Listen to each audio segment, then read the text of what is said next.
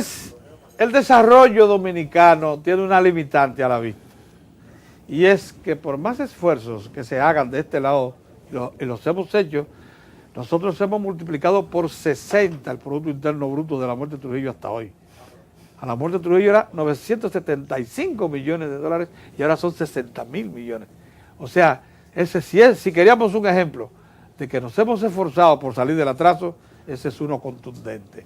Pero hay una limitante a la vista, y es que por más que insistamos en el desarrollo nacional, estaremos siempre condicionados por un vecino que se quedó muy atrás. Tenemos a un invitado especial que ha tratado este tema, que lo viene reflexionando hace muchos años, que lo plantea en público con mucha insistencia y que, por cierto, ya está dando en oídos, porque antes no se le aceptaba mucho su planteamiento, se creían motivados por razones raciales, políticas, no, por razones reales. La República Dominicana tiene una limitante con su vecino para poder salir del atraso. ¿No es así? Pelegrín Castillo, diputado por la Fuerza Nacional Progresista. Muy contento de encontrarme nueva vez claro, en este espacio sobre el desarrollo dominicano y más contento de que me hayas invitado a tratar este tema, que a nuestro juicio es un tema crítico, un tema decisivo para el futuro de la nación dominicana. Pelegrín, en el año 1950, la República Dominicana estaba detrás de Haití en el desarrollo económico. Nos llevaban un poco de ventaja en lo que era su Producto Interno Bruto, había recursos que estaban explotando muy eficientemente, principalmente el turismo, había una agroindustria de la caña que había derivado en una muy activa explotación de lo que entonces era la industria licorera, que nosotros no habíamos desarrollado con suficiente velocidad. El café haitiano estaba muy bien posicionado en el mercado internacional y había ingresos que superaban a los de República Dominicana. Del 50 se produce un gran remenión nacional y ya en el 60 lo habíamos alcanzado y sobrepasado. Ahora bien, creíamos que eso pudo haber provocado alguna motivación del lado haitiano para caernos detrás.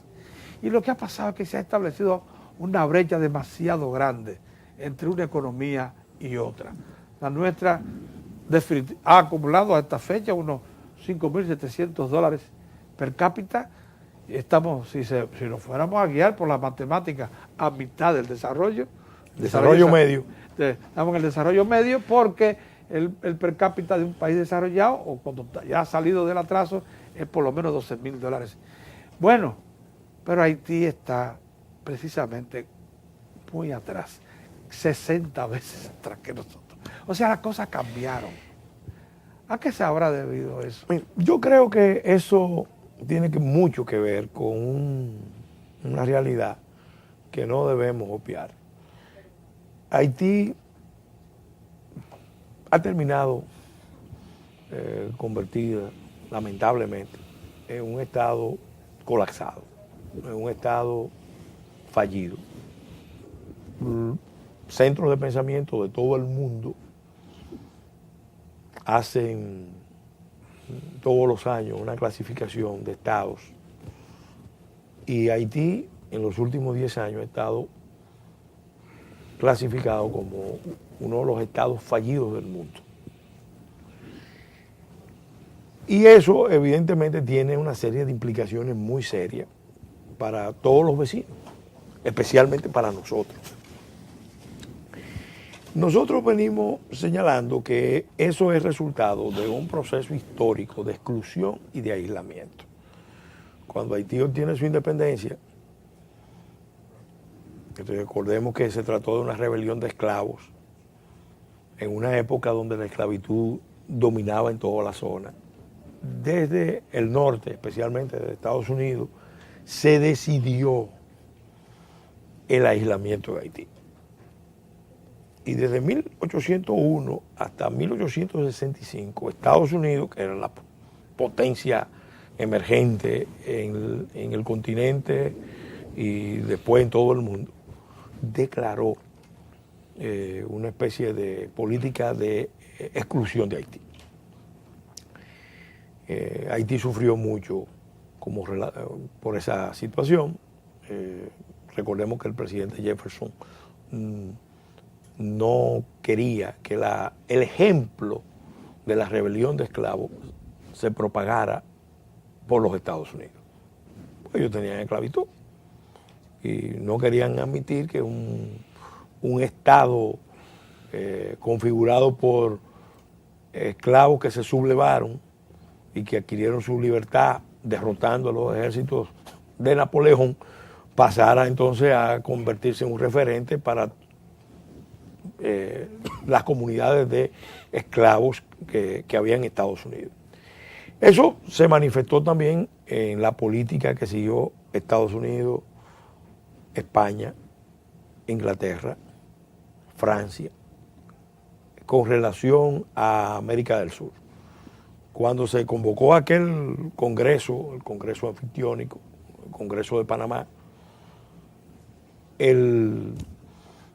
uno de los puntos de tensión entre las potencias y América del Sur era precisamente el Caribe. No querían que el Caribe fuera convocado a ese gran congreso. José Martí habla ampliamente de eso, y todos los estudios arrojan datos interesantes. Además de la exclusión, también vino el aislamiento. Haití también se aisló, se afirmó en sus rasgos fundacionales, y eso hizo que en el continente no hubiera realmente mucho interés de fortalecer y de profundizar los vínculos con esa comunidad. Cuando los norteamericanos invaden Haití en el año 15, recordemos que eran tropas de un país donde todavía existía un virtual apartheid, una segregación, en 1915. Y en Haití hubo una gran resistencia a las tropas norteamericanas, que eran las tropas blancas. Claro. Obviamente, a nosotros se nos olvida que esa ocupación de la isla y de zonas de Centroamérica también tenía que ver mucho con la geoestrategia mundial, porque Estados Unidos, que estaba preparándose para la gran guerra, lo que ellos en ese momento llamaban la guerra europea, sentían que Alemania estaba muy activa en la región, y no solamente Alemania, el mismo Japón en México estaba activo. Y entonces obviamente los países de la región pagaron las consecuencias de esas tensiones mundiales con esa política de ocupación, que también tenía que ver mucho con la necesidad del capitalismo norteamericano de afirmarse en toda esta región. En el siglo XIX Haití fue objeto de ¿cuántas invasiones norteamericanas? Bueno, básicamente fue ocupado en el 20. Ahora en el 20, sí, en sí, el siglo XX. Sí, pero en el 19 no hubo. No hubo. Lo que hubo fue aislamiento. Aislamiento. Eso el primer embajador, el primer enviado, que ni siquiera fue embajador, se mandó en 1865. 65. Francia ya lo había reconocido en el 30. Y Estados Unidos lo vino a reconocer en el 65. Entonces, en la ocupación... A un Estado que existía desde 1804. Entonces, ¿qué pasa? Y Haití le hizo un servicio a Estados Unidos eminente. Así es. Sí, sí, un servicio Así eminente. es. No hizo con ese propósito, Sí, pero el gran resultó. beneficiario fue Estados Unidos, porque el plan de Napoleón, Era con el rey de España y la inteligencia de Talleyrand, era usar la isla de Santo Domingo bajo dominio francés como base de una ocupación progresiva de la Luisiana para contener la expansión de las colonias norteamericanas hacia el oeste.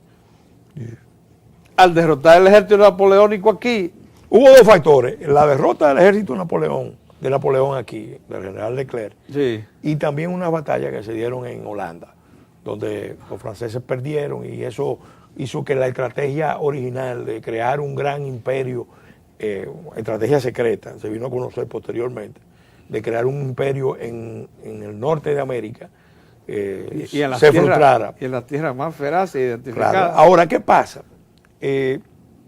de 1915 hasta 1934 las tropas norteamericanas estuvieron en Haití, pero las compañías madereras norteamericanas estuvieron hasta en los 50.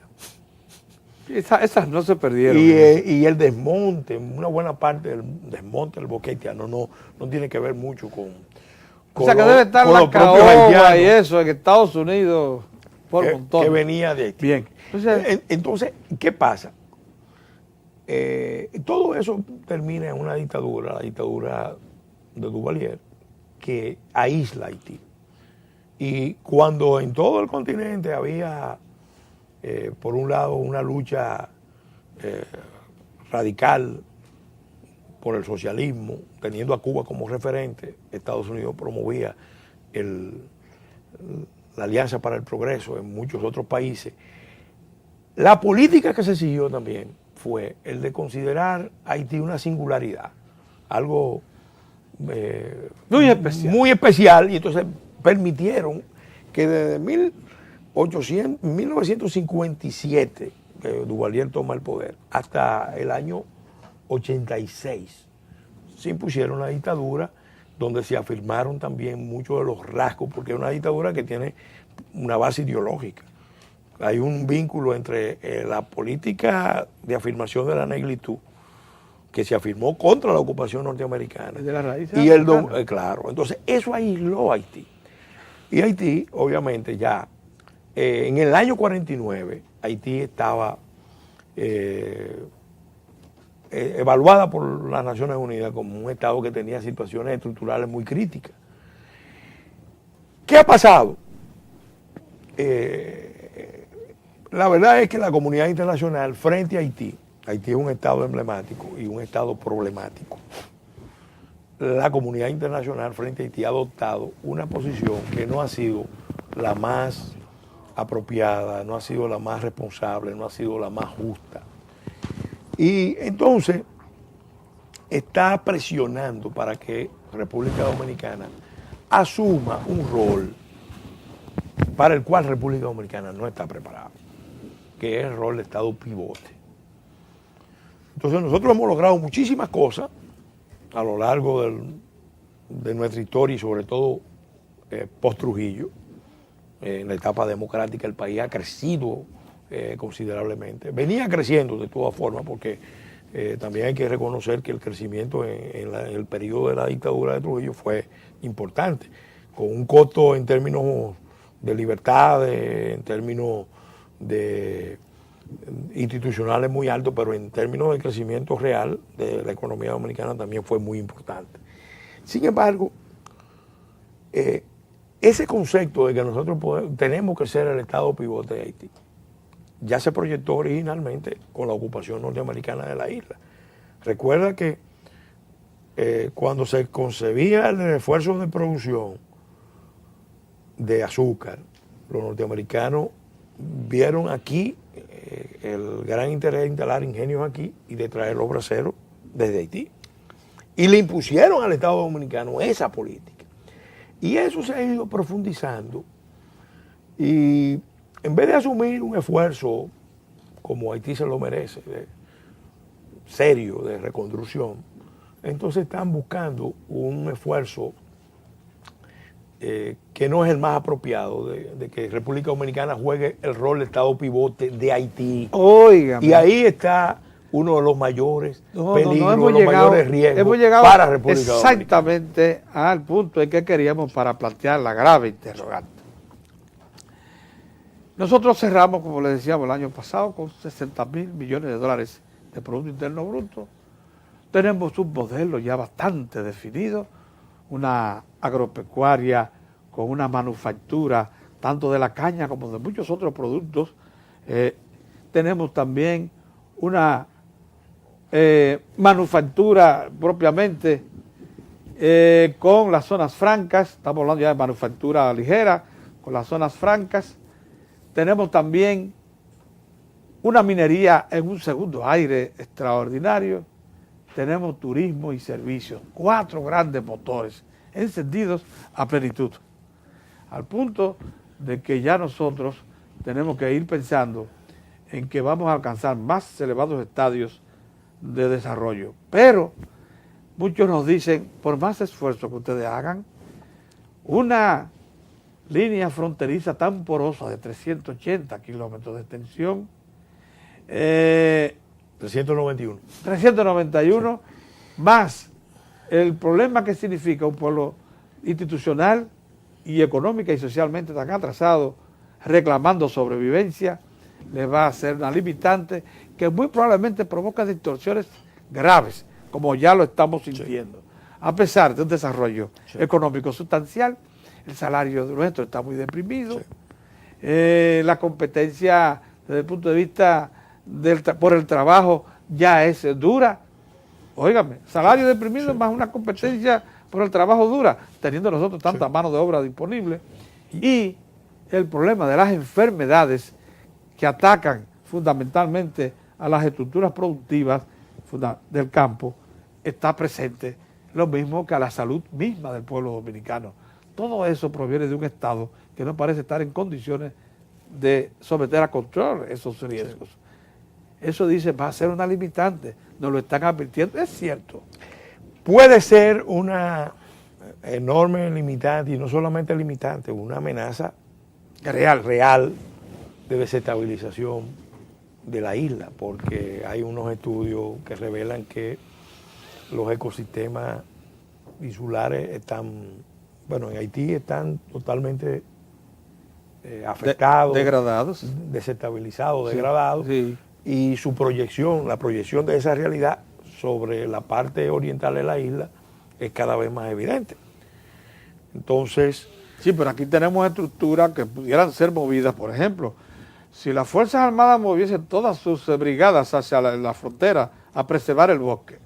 Pero tenemos que cambiar, tenemos que tener un enfoque integral sobre el tema, porque así como puede ser una amenaza, nosotros podríamos también ser el Estado que en función de nuestros propios intereses logre darle un gran servicio a Haití. Sí. Y a la región. Óigame, qué interesante que usted tenga esa visión. Y por eso insisto en la necesidad de que cambiemos el enfoque. Mira, correcto. Básicamente, ¿en qué línea yo creo que hay que trabajar? Nosotros, en primer lugar, tenemos que dejar claramente establecido que el país que más interés tiene en que Haití se desarrolle, en la estabilidad de Haití, en el desarrollo de Haití, en la seguridad que pueda primar en Haití, somos nosotros. Correcto. Por la razón de que también podemos por los riesgos que hemos mencionado, el más perjudicado, correcto, por la situación actual. Entonces, eso lo tiene que entender todo el mundo, y lo primero que tienen que entenderlo también son los propios haitianos. Ahora, nosotros también, a partir de esa afirmación de política internacional, tenemos que también plantear como una gran meta lograr el mayor compromiso de los propios haitianos con su proyecto nacional, porque ellos no pueden irresponsabilizarse con su proyecto nacional, y de la comunidad internacional, porque los haitianos no van a salir solos de esa crisis. Y con una actitud ambivalente, con doble estándar, vacilante de la comunidad internacional, tampoco van a salir. Entonces nosotros podemos ayudar a que los haitianos asuman más responsabilidades con su proyecto nacional, y sobre todo que la comunidad internacional actúe con la mayor responsabilidad, con el mayor cuidado, con la mayor previsión estratégica, porque de esto depende la paz en la isla y la paz en la región. Así es, así es. Entonces, eso puede ser un dolor de cabeza enorme para nosotros, pero también para toda la región. Yo se lo he dicho bueno, porque no escapa que la región sea involucrada en el asunto. La región puede ser considerablemente afectada. Ya en la crisis del 91-94 se vio la reacción americana de aislar a Haití en nombre de la democracia, de imponerle un bloqueo, tenía que ver mucho con eso. Porque la migración a donde estaba llegando, donde estaba saliendo la oleada de boat people, de los pequeños barcos llevando migrantes, era hacia Florida. Entonces, ahora hay señales de que pueden tomar la ruta de Puerto Rico, desde República Dominicana. Están arribando ya las yolas. Entonces, Y lógicamente, como usted sabe, están en Brasil. Entonces, ¿por dónde están en Brasil? Como puede ser un problema muy serio. Bueno, vamos entonces a asumirlo como es debido. Y por eso los principios tienen que estar claros, los colorarios tienen que estar claros. Haití tiene que ser responsabilidad de los haitianos, sin lugar a dudas, y de la comunidad internacional. República Dominicana, la posición dominicana en función de los intereses dominicanos. Yo escribí este libro. Sí. Más que escribí, recolecté... Haití y los intereses nacionales. Esto es de edición del 2011. Recolecté, hice una selección de textos, de conferencias, de resoluciones del Congreso, de cartas que reflejan esta visión. Nosotros tenemos que fijarnos la meta de lograr el mayor compromiso, ya señalé, de los propios haitianos y de la comunidad internacional. Ahora, ¿cómo lo logramos? Porque Exacto. una cosa es esa es la interrogante. y otra cosa es... ¿Cómo logramos un mayor compromiso? Para eso... Una mayor asistencia para que Haití salga del marasmo. Para eso nosotros tenemos que dejar claro varias cosas. Primero, que no queremos ir en plan hegemónico, en plan de tutela a Haití. Que no podemos ni debemos. Que ese no es nuestro papel. Eso hay que decirlo, porque todavía hay gente aquí que entiende, y sobre todo incitado por centros de poder mundial, de que nosotros podemos ser mandantes de toda la isla. El poder dominante en la isla. Y lo que eso va a provocar es que un choque de cultura. Un choque de cultura, porque eso... el último país que los haitianos van a aceptar que vaya en plan hegemónico a su territorio es República Dominicana. Entonces eso tiene que quedar claro. Clarito. El segundo punto, así como decimos eso, tenemos que decir, y decírselo especialmente a Estados Unidos.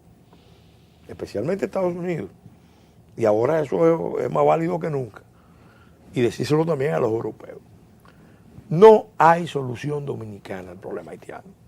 Aunque ellos reciban gente desde las ONG, desde sectores políticos, desde sectores empresariales, que por interés, por inconsciencia, por complacencia, le dicen que no se preocupen, que nosotros podemos ser, vamos a decir, el espacio de solución, de descompresión de la crisis haitiana.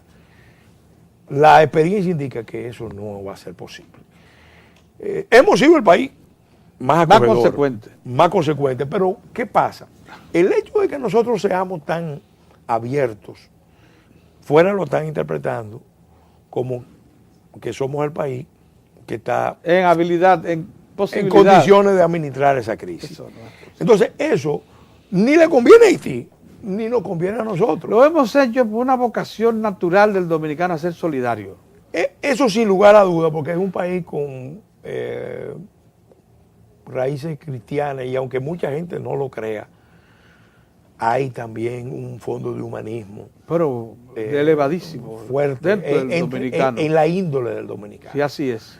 Entonces, y además es un país de inmigrantes. Además y comprende, y somos un país de inmigración y de migración. Y comprende el drama del inmigrante. Así es. Entonces, eso es una realidad. Ahora, el tercer colorario del lineamiento fundamental de política exterior tiene que ser subordinar nuestra cooperación a la cooperación de todo el mundo. Exacto.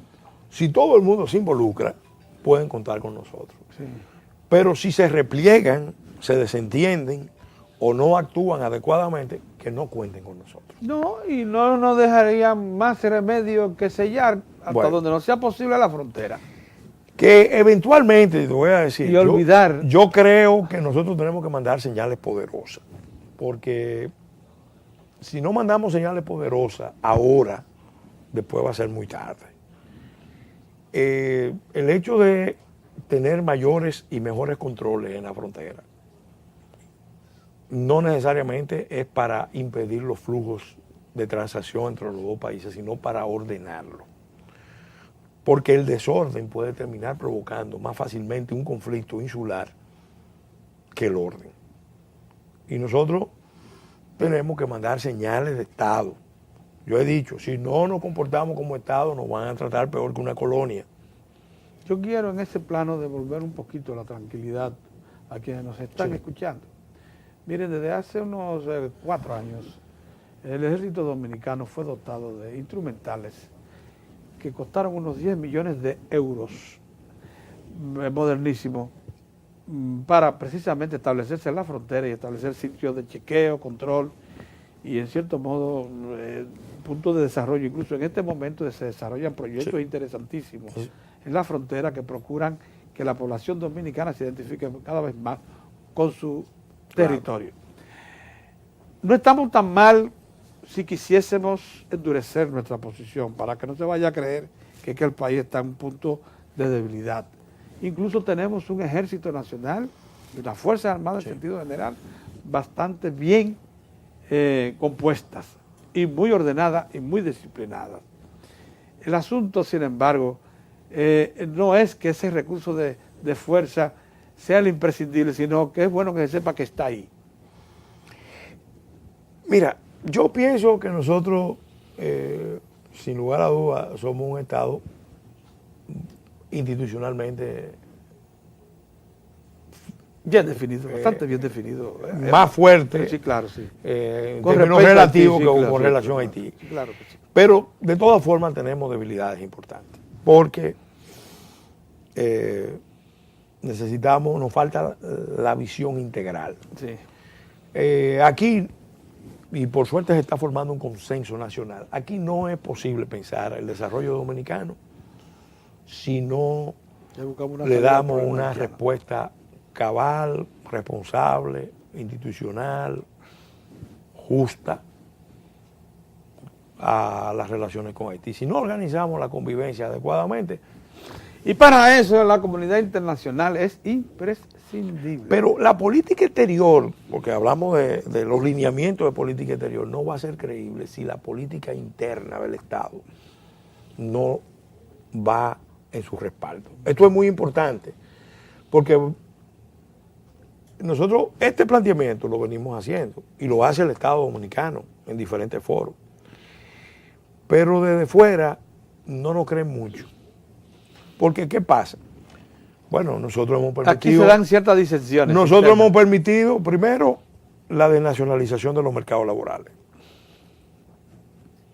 Aprovechando fuerza de obra, mano de obra barata. En un esquema de capitalismo salvaje. Sí, capitalismo salvaje. De salvaje. Al dominicano más calificado le decimos que se vaya al exterior y que mande remesa, y al menos calificado que se quede al margen, que un haitiano va a ocupar su lugar.